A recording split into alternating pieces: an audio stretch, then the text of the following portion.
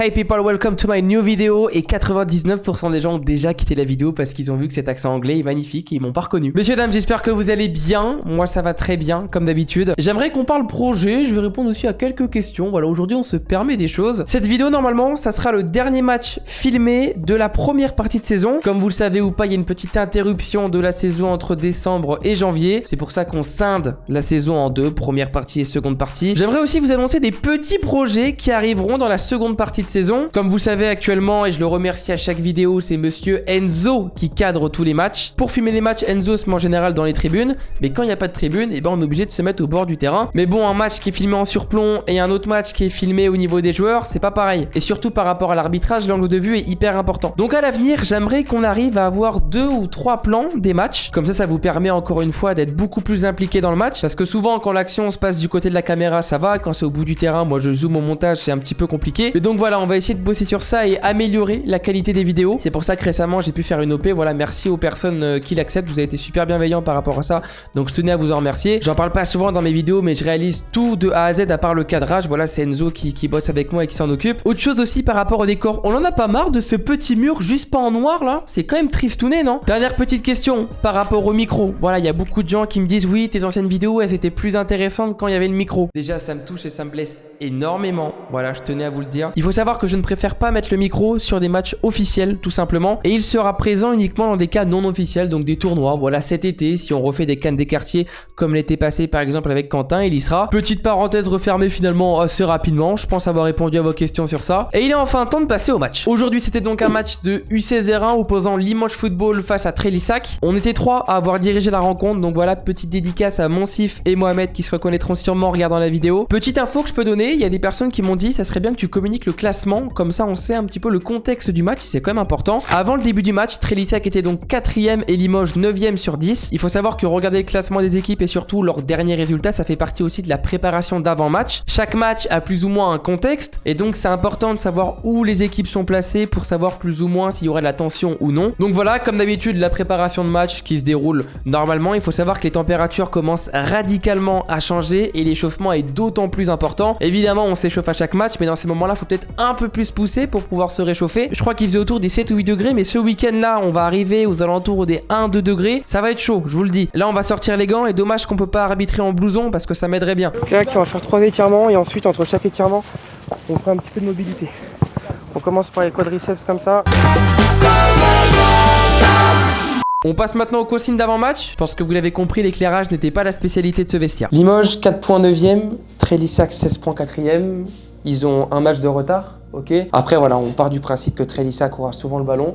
Donc attention, s'il y a un match nul ou si Trélissac perd, ça risque de s'énerver assez vite. Donc voilà, on reste attentif sur ça. Dans l'idée, vous, toute cette partie, c'est la vôtre au niveau des touches. Quand le ballon il sort de là, on va dire de là à là, c'est vous qui gérez, c'est vous qui signalez. Dès qu'on passe sur cette partie-là, vous me signalez uniquement quand le ballon sort. Donc moi, je vois pas le ballon qui sort. Vous montez le drapeau en l'air pour dire que ça sort, ok. Moi, je vous montre la direction et vous me suivez, ok. Pareil pour toi, Monsif, dans ce côté-là. Cette partie-là, c'est vous qui me montrez le côté et moi, je vous suis. Et dès qu'on passe dans l'autre partie, c'est moi qui montre le côté, c'est vous qui me suivez, ok. Si pour vous, il y a un but, on le voit souvent en ce moment à la Coupe du Monde, et qu'il y a un joueur qui gêne le gardien ou qui fait action de jeu mais qui touche pas le ballon, vous laissez l'action, si vous sentez que ça va marquer, vous laissez l'action se finir. Comme ça, si vous vous trompez, il y a quand même but. Ensuite, vous me faites un bip bas. Ok, vous ne montrez pas tout, vous faites un bip bas, ou vous pouvez aussi lever votre drapeau, mais vous m'appelez. Ok, je vais vous montrer les bips, comment ça marche. Je viendrai directement à vous. Au niveau des fautes, eh ben c'est pareil. Tout ce couloir-là et tout ce couloir-là, c'est vous qui gérez les fautes. Dès qu'on a une faute flagrante, qui en gros tout le monde a vu qu'il y avait faute, ok, des poussettes, tirage de maillot, tout ça, il faut vraiment que ça ait un petit tirage de maillot, on laisse jouer. Là, vous me la signalez. Donc voilà, vous me signalez le bon côté. Quand c'est une petite faute ou une petite faute de main, mais c'est très léger, vous me faites un bip bas. Comme ça, je sais qu'il y a une faute et si l'équipe perd le ballon, je peux revenir à la faute. Ok? Mais voilà, on est toujours dans cette idée de laisser jouer les pénaltys. Si moi, je suis dans toute cette partie-là, je ne vais pas forcément vous demander de me signaler un penalty. Par contre, s'il y a une contre-attaque et moi, je suis dans cette partie-là et que le ballon, il arrive là, je vais être en retard. Ok? Donc, pour signaler un penalty, comment vous faites? Vous me faites un bip bas et vous faites une petite course vers le poteau de corner. Après, dans l'idée, c'est toujours de bien communiquer tous les trois, s'entraider. Et puis, s'il y a un souci, voilà, on se parle.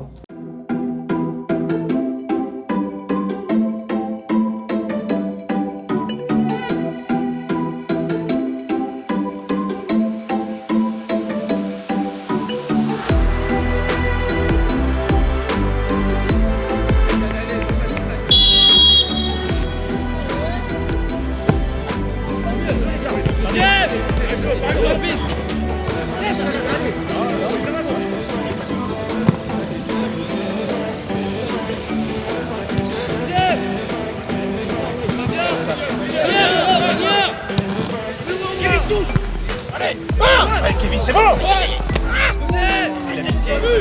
Les dents.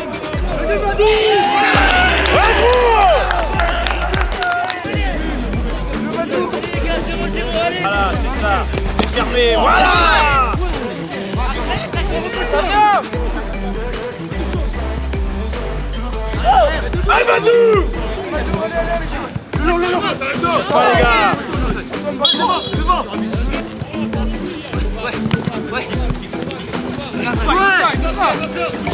Oh, vous êtes deux. Faites-la. Allez,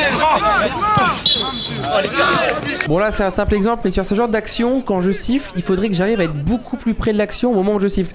Ça veut dire dès que je siffle, il faut que j'arrive à faire une course dessus. Bon, c'est pas une grosse faute, parce que vous savez quand il y a une grosse faute, c'est important de faire une course rapide pour arriver vite sur le fait, sur la situation. Mais pour ceux qui regardent un petit peu la Coupe du Monde, on voit que dès qu'il y a des petits accrochages comme ça, prennent de la ligne de touche ou ça s'accroche avec les bras, l'arbitre il est présent très rapidement après son coup de sifflet, parce que voilà, ça peut engranger des mauvaises réactions, des poussettes et tout. Là ça va, ça s'est bien passé, mais voilà, c'est un petit point qu'il faudrait que je retravaille aussi.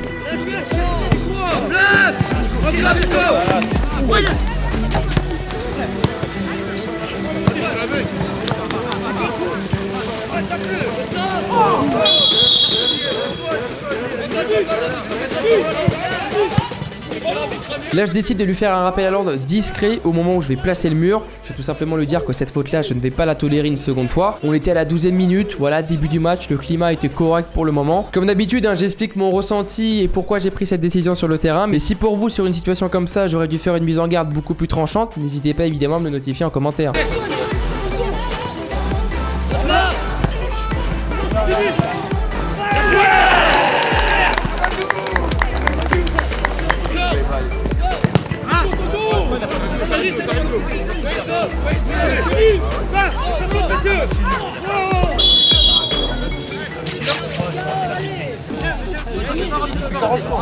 Il est là. Qui sort? Non, je sors pas, t'es fou quoi. Mais voilà, il sort, frère, tu sors, c'est lui là. Il y a 5 secondes, il en reprend le jeu. Putain, sors, c'est là-bas, tu sors. Va sur le pas, sors de là, sors là-bas.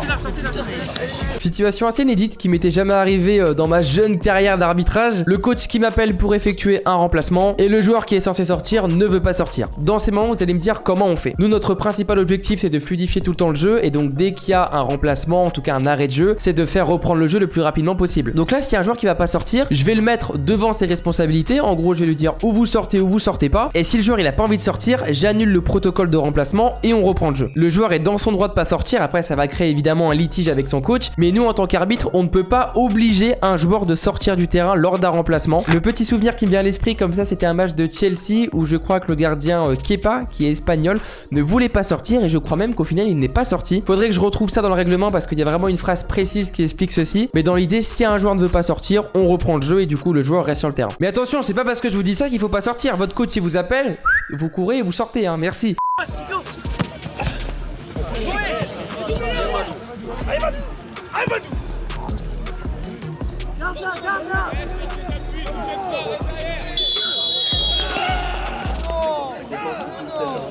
Premier penalty sifflé de ce match. Alors c'est un petit peu particulier encore une fois avec l'angle de vue et puis le cadrage, c'était assez vite, on voit pas forcément bien la faute. Il y a tout simplement une charge irrégulière dans le dos. Voilà, c'est pour ça que je siffle la faute.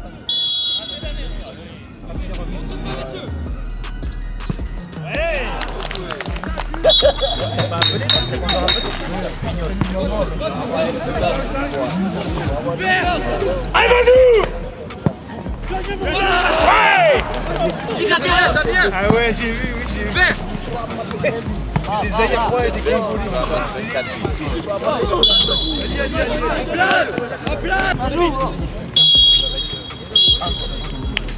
Fin de cette première mi-temps, ça se passe bien, les esprits sont calmes, il n'y a pas forcément eu énormément de contestations. Il y a quand même un score assez important de 4-0, donc évidemment il y avait un petit déséquilibre sur le terrain. Il y a quelques personnes récemment qui m'ont notifié sur les vidéos que j'arbitre que des matchs avec des gros scores. Il faut savoir que gros score ou pas, moi je m'en fiche, ça reste un match, ça reste ma passion d'arbitrer. Peu importe le score, finalement il faut garder la même ligne de concentration et on peut tout autant prendre du plaisir dans un match qui fait 5-0, 6-0 comme un match qui fait 0-0, voilà. Allez, on part tout de suite sur la deuxième mi-temps.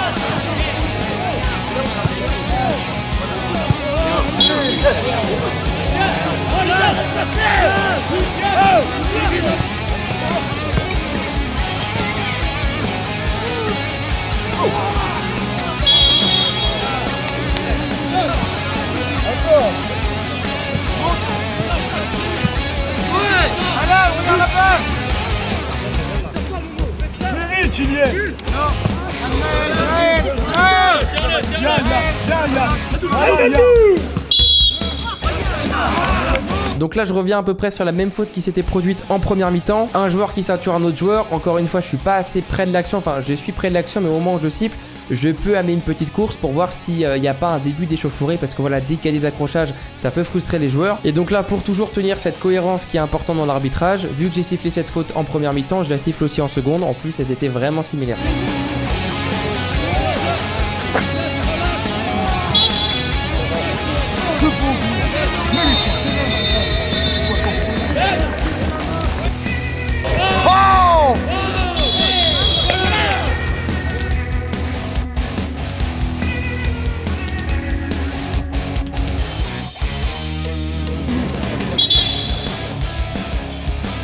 Premier avertissement de cette partie, c'est le gardien de Limoges qui va être averti. Voilà, pour moi le gardien rate un petit peu sa sortie, il va faire faute. On n'était pas forcément sur une occasion manifeste de but parce que le joueur a un petit peu trop poussé son ballon, il y avait deux défenseurs qui auraient pu revenir. J'attends votre avis par rapport à cette décision.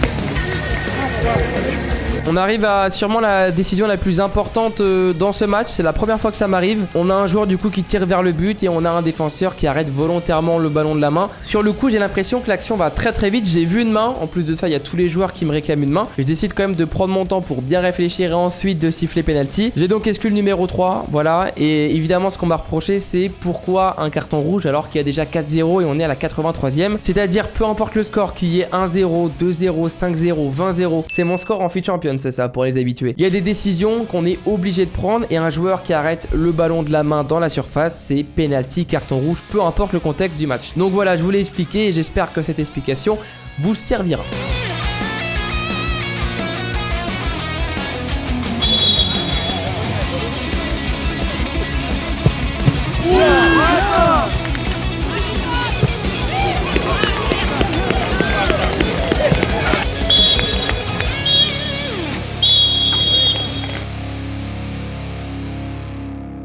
Fin de ce match, victoire donc de Trélissac 5-0, 2 cartons dans ce match, un carton jaune et un carton rouge. Ça n'a pas été forcément le match où j'ai pris le plus de plaisir à arbitrer, mais un match c'est un match, ça reste quand même du kiff, on essaie toujours de progresser et de faire mieux. On peut pas prendre énormément de plaisir dans chaque match, mais chaque match est une leçon, il y a quand même des plaisirs et des moments difficiles, c'est aussi ça le sport. J'espère en tout cas que la vidéo vous aura plu, comme d'habitude, si vous avez des petits conseils, des choses où vous êtes en accord ou vraiment en désaccord avec ce que j'ai fait, n'hésitez pas à me les partager, on discutera calmement en commentaire. J'arbitre aussi ce samedi, ça sera mon dernier match avant la trêve hivernale. Normalement ça sera pas filmé, peut-être que ça sera filmé, je sais pas, on verra. Donc voilà, on se dit à très vite, même s'il n'y a pas de match pendant ces 3-4 semaines à venir, il y aura quand même des vidéos sur l'arbitrage, ne vous inquiétez pas. Passez une très bonne journée ou une très bonne soirée, n'hésitez pas à liker cette vidéo et à vous abonner si c'est pas encore fait. Je vous dis à la prochaine, c'était RG et ciao ciao tout le monde.